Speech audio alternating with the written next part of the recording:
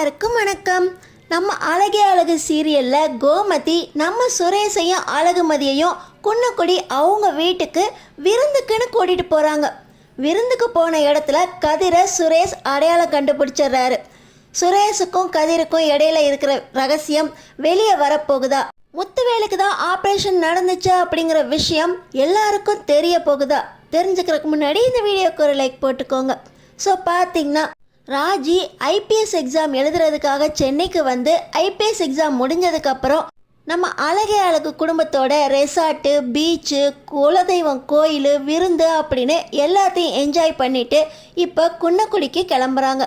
கிளம்புறதுக்கு முன்னாடி சுரேஷையும் அழகுமதியையும் எங்கள் வீட்டுக்கு நான் விருந்துக்கு கூட்டிகிட்டு போகிறேன், அவங்கள நல்லபடியாக வச்சு அவங்களுக்கு விருந்து கொடுத்து பார்த்துக்கிட்டு நான் இங்கே அமுச்சு வைக்கிறேன், ஒரு 2-3 நாள் எங்கள் வீட்டுக்கு அனுப்பி வைக்கிறீங்களா அப்படின்னு கோமதி ராகவன் ராஜலக்ஷ்மி கிட்டே கேட்குறாங்க.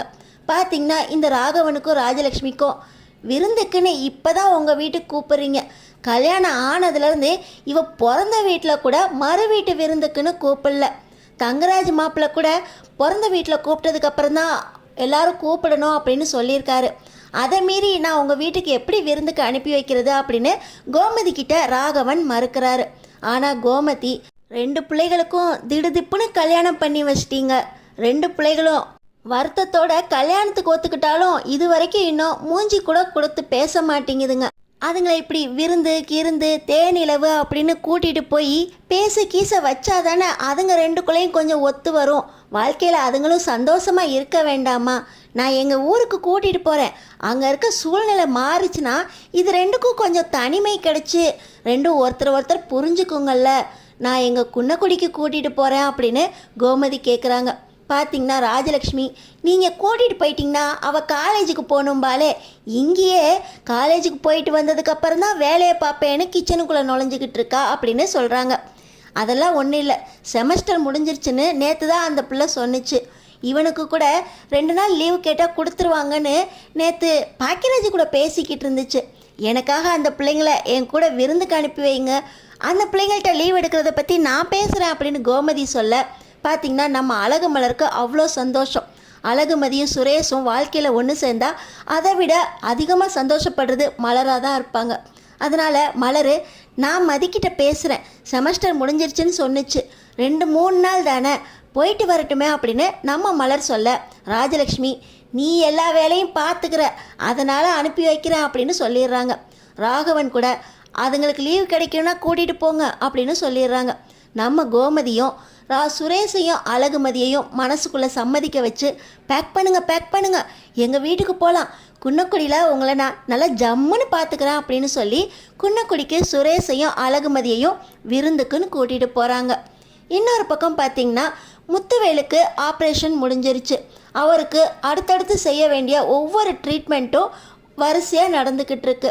முத்துவேலுக்கு ட்ரீட்மெண்ட் கொடுக்குற டாக்டர் ஆப்ரேஷன் நல்லபடியாக முடிஞ்சு அதுக்கப்புறம் இருக்க ப்ரொசீஜர்லாம் முடிஞ்சிருச்சு, நீங்கள் உங்கள் ஊரில் இந்த டாக்குமெண்ட்ஸ் எல்லாம் காட்டுங்க, ட்ரீட்மெண்ட் ப்ரொசீஜர்லாம் அவங்க பார்த்துக்குவாங்க, இதுக்கு மேலே என்ன நடக்கணும்னு அவங்களுக்கு தெரியும், எல்லாமே தெளிவாக எழுதியிருக்கேன் அப்படின்னு சொல்ல டிஸ்சார்ஜ் பண்ணி முத்துவேலை நம்ம கதிர் குன்னக்குடிக்க கூட்டிகிட்டு வராரு.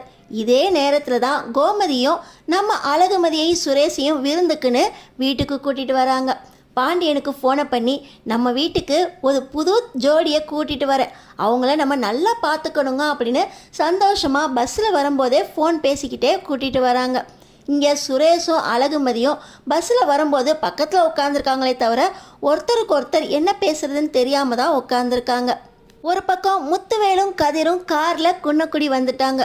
இன்னொரு பக்கம் பார்த்திங்கன்னா நம்ம கோமதி, ராஜி, மீனா சுரேஷ் அழகுமதியோட குன்னக்குடிக்கு வந்துட்டாங்க. பாண்டியன் நல்லபடியாக நீங்கள் இவங்க வீட்டுக்கு தான் போயிருந்தீங்களா, ரொம்ப சந்தோஷம், கோமதி உங்களை எல்லாத்தையுமே வீடியோ காலில் காட்டினா, உங்களை நாங்கள் நல்லபடியாக பார்த்துக்குறோம், எங்கள் ராஜி எக்ஸாம் எழுதுறதுக்கு நீங்கள் தான் ரொம்ப உதவி பண்ணியிருக்கீங்கல்ல அப்படின்னு அவரும் சந்தோஷமாக வரவேற்றுக்கிட்டு இருக்கும்போது இந்த நேரத்தில் சக்திவேலு குமாரோட வீட்டு வாசலில் நின்றுக்கிட்டு, எங்கள் அண்ணனை உன் பையன் எங்கே கூட்டிகிட்டு போனான், வேலை விஷயமா 1 வாரம் சேலம் போகிறேன்னு சொல்லிட்டு போன எங்கள் முத்துவேலனை வரும்போது ரொம்ப அசந்து போய் வராரு, அவரால் நடக்கக்கூட முடியல, இந்த கதிரி எங்கள் வீட்டு வாசல்லே இறக்கி விட்டுட்டு அவ்வளோ நேரம் பேசிட்டு கிளம்புறான், அவனோட சட்டையை பிடிச்சி கேட்கலான்னு பார்த்தா முத்துவேலனை விட மாட்டேங்கிறாரு, எனக்கு இப்போ உண்மை தெரிஞ்சாகணும், உன் பையன் கூட தான் எங்கள் அண்ணன் வெளியூர் போயிருக்கான், சேலம் போயிருக்கேன்னு சொல்லிட்டு போனார் எங்கள் அண்ணன். அவ்வளோ அசதியாக எங்கள் வீட்டுக்கு எதுக்காக திரும்பி வந்தார்? உங்கள் பையன் எதுக்காக எங்கள் அண்ணனை வெளியூர் கூட்டிகிட்டு போனார்? வரும்போது அவ்வளோ மோசமான சூழ்நிலையில் எங்கள் அண்ணன் வந்திருக்காரு அப்படின்னா எங்கே கூட்டிகிட்டு போய் என்ன பண்ணா எங்கள் அண்ணனை? சூனியகினியை வச்சு எங்கள் அண்ணன் மனசை மாற்றி சொத்தெல்லாம் எழுதி வாங்கிருக்கானா அப்படின்னு இந்த சக்திவேலும் குமாரும் பாண்டியன் வீட்டு வாசப்படியிலே நின்றுக்கிட்டு சத்தம் போடுறாங்க. இதை பார்த்த உடனே பாண்டியன், நீ எதுக்கு என் வீட்டு வாசலில் வந்து நிற்கணும்? உங்கள் அண்ணனை பற்றி தெரியும்னா உங்கள் அண்ணன்ட்டே கேட்க வேண்டியதானா அப்படின்னு சொல்கிறாரு. ஆனால் இந்த சக்திவேல், எங்கள் அண்ணன் தான் சொல்கிற அளவுக்கு உடம்பு தகுதியே இல்லையே, அவர் அந்த அளவுக்கு அசந்து போய் வந்திருக்காருனா இவன் தான் எங்கள் அண்ணனை கூட்டிகிட்டு போய் ஏதோ பண்ணியிருக்கான்.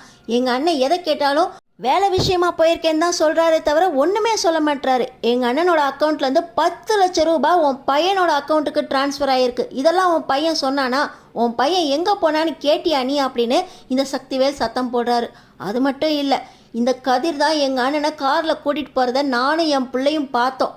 பின்னாடியே போயிருப்போம். ஆனால் அது எங்கள் அண்ணனுக்கு தகுதிக்கு ஒத்து வராது அப்படின்னு தான் நாங்கள் போகலை. எங்களுக்கு இப்போ உண்மை தெரிஞ்சாகணும். எங்கள் அண்ணன் அந்த அளவுக்கு ரொம்ப மோசமான உடம்பு நிலையோட வீட்டுக்கு வந்திருக்காருனா அதுக்கு காரணம் இவன் தான். உன் பிள்ளைய விசாரி அப்படின்னு பாண்டியன் கிட்ட இந்த சக்திவேலும் குமாரும் சண்டை போடுறாங்க. கோமதிக்கு மனசே கேட்கல. டேய், நீ தான் எங்கள் அண்ணனை கூட்டிகிட்டு போனியாடா? எந்த ஊருக்குடா கூட்டிகிட்டு போனா அப்படின்னு கேட்குறாங்க. சுரேஷுக்கு கதிரை பார்த்த உடனே அடையாளம் தெரிஞ்சிருது.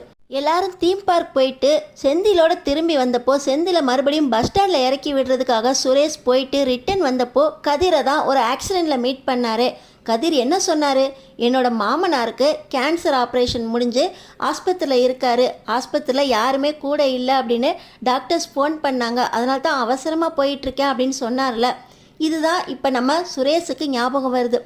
மாமனாருக்கு கேன்சர் ஆப்ரேஷன், அதுக்காக சென்னை வந்திருக்காரு. ஆனால் இங்கே வந்திருக்கிறவர் எங்கள் அண்ணனும் கதிரும் ஒன்றா வெளியூர் போயிருக்காங்க. வேலை விஷயமா போனவங்க இப்போ உடம்பு சரியில்லாமல் திரும்பி வந்திருக்காங்க. அதுக்கு இவன் தான் காரணம்னு சொல்லிக்கிட்டு இருக்கான். இடிக்குதே. அப்போ இவங்க அண்ணனும் இந்த கதிரோட மாமனாரும் ஒன்று.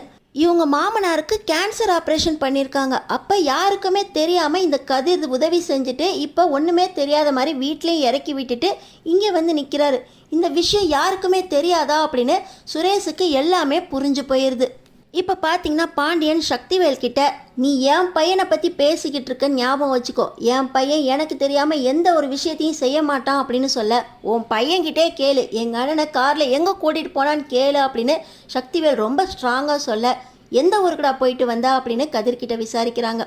உங்கள்கிட்ட சொல்லிட்டு தானேப்பா போனேன், வேலை விஷயமா நான் வெளியே போகிறேன்னு சொன்னேனே, வர்றதுக்கு 1 வாரம் ஆகும்னு சொல்லிட்டு தானேப்பா போனேன். நீ சொல்லிட்டு போனவன் எந்த ஊருக்கு போனேன்னு சொல்லலையே. எந்த ஊருக்கு போனாலும் ஊர் பேரை சொல்லிட்டு போக வேண்டியது தானே, என்கிட்ட இல்லை உங்கள் அம்மா கிட்ட நீ சொல்லிட்டு தானே போகணும் அப்படின்னு பாண்டியன் விசாரிக்க, நான் வேலை விஷயமா தஞ்சாவூர் போயிருந்தேன்ப்பா அப்படின்னு கதிர் சொல்கிறாரு. பார்த்திங்கன்னா இன்னொரு பக்கம் சக்திவேல், எங்கள் அண்ணன் சேலம் போகிறதா தான் சொன்னார், எங்கள் அண்ணனும் இவனும் ஒன்றா சேர்ந்து சேலம் போயிருக்காங்க, இவன் பொய் சொல்கிறான் அப்படின்னு சொல்ல, இல்லைப்பா நான் பொய் சொல்லலை அப்படின்னு கதிர் சொல்கிறாரு. பார்த்திங்கன்னா பாண்டியன், என் பையன் என்கிட்டயோ அவங்க அம்மா கிட்டேயோ பொய்யே சொல்ல மாட்டான், நீ உங்கள் அண்ணன்கிட்ட போய் விசாரி அப்படின்னு சண்டையை முடிச்சு வச்சுட்டு முதல்ல உங்கள் அண்ணன்கிட்ட விசாரிச்சுட்டு அப்புறமா இங்கே வா அப்படின்னு சொல்லி அமுச்சு வச்சிடுறாரு. இன்னொரு பக்கம் பார்த்திங்கன்னா ராஜிக்கு சந்தேகம் வந்துடுது. எங்கள் அப்பாவை கூட்டிக்கிட்டு இவன் எந்த ஊருக்கு போயிருப்பான்?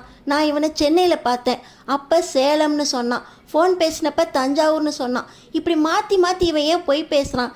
என்ன விஷயம்? எங்கள் அப்பாவுக்கும் இவனுக்கும் இவங்க சொல்கிற மாதிரி ஏதாவது ஒன்றா காரில் போனாங்களா அப்படின்னு ராஜிக்கும் சந்தேகம் வந்துடுது. இப்போ எல்லாருமே நம்ம சுரேஷையும் அழகுமதியையும் வீட்டுக்குள்ளே கூட்டிகிட்டு போகிறாங்க. நீங்கள் 2 பேரும் வந்த நேரத்தில் இந்த மாதிரி ஒரு சண்டை ஆயிடுச்சு, தப்பாக எடுத்துக்காதீங்க அப்படின்னு பாண்டியனும் கோமதியும் சொல்ல, நம்ம சுரேஷோட சந்தேக பார்வை ஃபுல்லாக கதிர் மேலே விழுது. கதிரை ஏன் நம்மளை தெரிஞ்ச மாதிரி காட்டிக்கவே இல்லை? 2 பேரும் தான் சந்திச்சிருக்கோமே, எந்த உதவினாலும் அம்பத்தூர் போலீஸ்க்கு இன்ஃபார்ம் பண்ணுங்கன்னு சொல்லியிருந்தேன், என்னை ஞாபகம் வச்சுருக்கானான்னு பார்ப்போம் அப்படின்னு சொல்லி கதிரை நம்ம சுரேஷ் தனியாக கூட்டிகிட்டு போய் பேசுகிறாரு. இதையும் ராஜி கவனிச்சுக்கிட்டே இருக்காங்க. 2 பேருக்கும் பழக்கம் இல்லை, அவங்க ஏன் தனியாக போய் பேசுகிறாங்க அப்படின்னு ராஜிக்கும் சந்தேகம் வந்துருச்சு. இப்போ பார்த்திங்கன்னா நம்ம சுரேஷ் கதிர்கிட்ட, உங்கள் மாமனாருக்கு தானே ஆப்ரேஷன் சொல்லி சென்னை வந்திருந்தீங்க அப்படின்னு கேட்குறாரு. சார், என்னை தெரிஞ்ச மாதிரி காட்டிக்காதீங்க, எங்கள் மாமனாருக்கு கேன்சர்னு தான் நான் சென்னை வந்திருந்தேன், இந்த விஷயம் வீட்டில் யாருக்குமே தெரியாது, அவர் யாருக்குமே தெரியாமல் தான் வச்சுருந்தார், இன்னைக்கு வரைக்கும் இந்த ரகசியத்தை காப்பாற்றிட்டேன், வீட்டுக்கு வந்திருக்கீங்க, உங்கள் மூலமாக யாருக்கும் தெரிய வேண்டாம் சார் அப்படின்னு கதிர் சுரேஷ்கிட்ட சொல்ல, கேன்சர் எவ்வளோ பெரிய விஷயம், அதை உங்களை நம்பி உங்கள் மாமா சொல்லி ட்ரீட்மெண்ட் எடுத்திருக்காரு. அந்த விஷயம் என்னால் கண்டிப்பாக வெளியே வராது. ஆனாலும் வீட்டு முன்னாடி வந்து இவ்வளோ பெரிய சண்டை நடக்குது. உங்கள் அப்பாவே உங்களை சந்தேகப்பட்டு அடிக்க வந்துட்டார். அப்பயுமே உங்கள் மாமாவுக்காக நீங்கள் நின்னீங்களே, உங்கள் தைரியத்தை நான் பாராட்டுறேன். பை த பை, என் பேர் சுரேஷ். உங்கள் மாமனாருக்கும் உங்களுக்கும் உள்ள ரகசியம் என்னால் கண்டிப்பாக வெளியவே வராது. அவரை பத்திரமா பார்த்துக்கோங்க அப்படின்னு சொல்லி வீட்டுக்குள்ளே கெத்தாக நுழையிறாங்க நம்ம சுரேஷும் அழகுமதியும். அடுத்தடுத்து என்ன நடக்க போகுதுன்னு தெரிஞ்சுக்கிறதுக்கு நம்ம சேனலை சப்ஸ்கிரைப் பண்ணி தொடர்ந்து பாருங்கள்.